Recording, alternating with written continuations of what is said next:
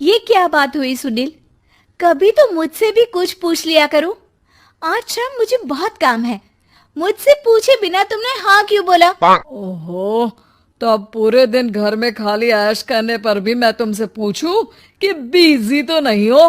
अरे फालतू का मेलोड्रामा नहीं चाहिए मुझे। टाइम से तैयार रहना। उसे सच में आज बहुत काम है बेटे। तू अकेले चला जाना। पहले पैसे कमा कर इनके खर्चे उठाओ और फिर नाटक देखो जरा। दोनों बाप बेटे हमेशा की तरह दोनों सास बहू को कड़वी बातें सुनाकर ऑफिस चले जाते हैं, जिसकी अब आदत होने पर वो दोनों भी किसी से कुछ बोले बिना अपने काम में लग जाती हैं। इसी तरह सुबह से शाम हो जाती है। मम्मी, समझ नहीं आ रहा, इतने सारे काम पड़े हैं जो कल सुबह तक अगर पूरे नहीं किए तब भी हम पर ही इल्जाम आएगा, और अगर पार्टी में नहीं गई तब भी सुनाएंगे।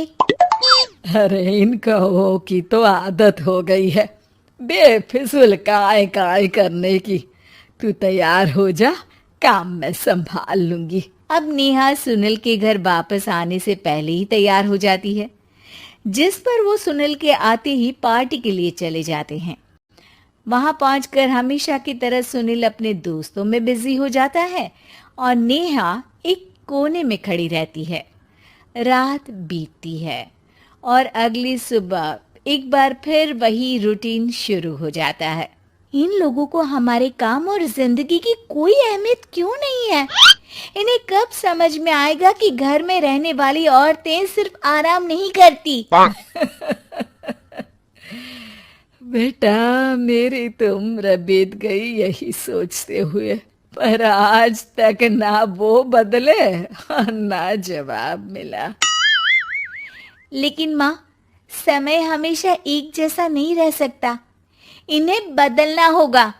सुबह से शाम होती है और फिर रात। इसी तरह दिन बीतने लगते हैं। एक शाम सुनील और उसके पापा ऑफिस से जल्दी घर वापस आते हैं। तब हमें पार्टी में जाना है, सूट प्रेस करके दे दो और जल्दी तैयार हो जाओ। अरे तुम भी और घंटों मत लगाना, समझे? इसके आगे नेहा या सास को बोलने का कोई भी मौका ना देते हुए दोनों वहां से चले जाते हैं।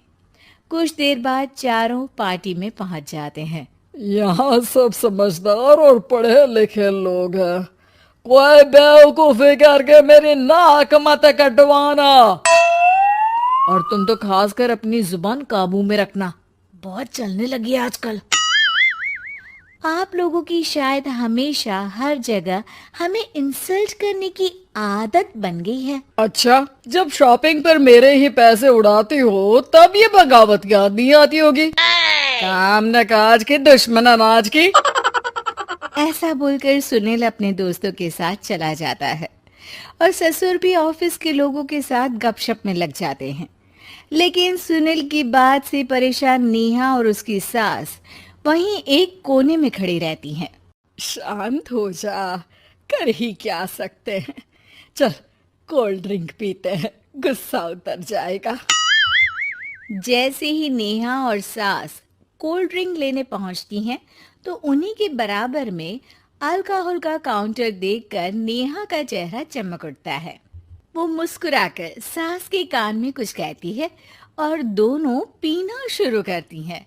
कुछ देर बाद दोनों चिल्लाते हुए अपने अपने पतियों को ढूंढने लगती है। कहाँ है सुनील?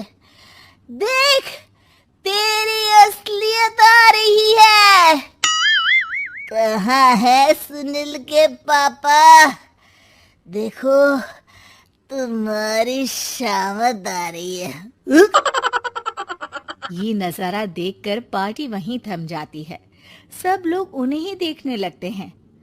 ये है मेरे पति। अरे काहे के पति? इनसे शादी करके तो मेरी किस्मत है फूटी। और ये मेरे पति, जिन्हें पति बोलने में मुझे आती है शर्म बड़ी। चलो आज आप लोगों को इनके असली रूप से मिलाते हैं, जिसमें ये अपनी पत्नियों की रत्ती भर भी इज्जत नहीं करते। हर समय उन्हें खरी खोटी सुनाते रहते हैं। हर जगह बिना मौका और माहौल देख उनकी उनकी सेल्फ रिस्पेक्ट की धज्जियां उड़ाते रहते हैं। क्या बोलते हो कि घर में रहकर हम करते ही क्या है? अगर ऐसी बात है तो कल से खुद अपने कपड़े धोना, प्रेस करना, सब्जी खरीदना, खाना बनाना और पसंद ना आने पर दोबारा बनाना, जैसे हम करते हैं ना। फिर घर की सफाई, सारा सामान अपनी जगह रखना, जो तुम्हारे फेंकने पर हम करते हैं। और फिर फाइनेंस मंत्री बनकर लिमिटेड पैसों में बढ़ती कीमतों के साथ घर का बजट बनाना। सुनील, इन्हें चुप करा। अपनी तो कोई इज्जत है नहीं, हमारी भी खराब कर रही है। हाँ, ये तो और बढ़िया है। अब अच्छे से सुनो। नेहा, ये क्या ड्रामा है? ड्रामा तो अभी शुरू हुआ है जी। सास और नेहा अपने मन की सारी भड़ास निकालने लगती है, जिसे चुपचाप खड़े रहकर सुनने के अलावा ससुर और सुनील के पास कोई चारा नहीं होता। बहुत देर तक यही सब चलने के बाद आखिर में दोनों सास बहू बेहोश हो जाती हैं।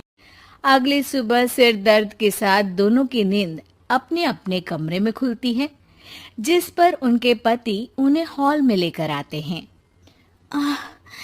मेरा सिर इतना दर्द क्यों कर रहा है? मेरा भी। इतनी देर में ससुर 2 गिलास नींबू पानी लेकर रसोई से बाहर आते हैं। ये लो नींबू पानी, इससे सिर दर्द ठीक हो जाएगा। हम दोनों आपसे कुछ कहना चाहते हैं। सास बहू हैरानी से एक दूसरे को देखने लगती हैं। तभी दोनों बाप बेटे उनसे माफी मांगते हुए कहते हैं, हमें कभी एहसास नहीं हुआ कि अपने ईगो में हम दोनों आप लोगों के साथ कितना बुरा कर रहे हैं। आज से हम भी घर के काम में हाथ बटाएंगे। और नेहा, मैंने तुम्हें जॉब करने से रोका, उसके लिए भी सॉरी। तुम्हें जो करना है करो। ये सब सुनने के बाद सास बहू मुस्कुराते हुए एक दूसरे की तरफ देखती हैं। अल्कोहल वाले काउंटर पर बैठकर कोल्ड ड्रिंक पीकर थोड़ा ड्रामा करते हुए आज इन्हें सबक सिखा ही देते हैं।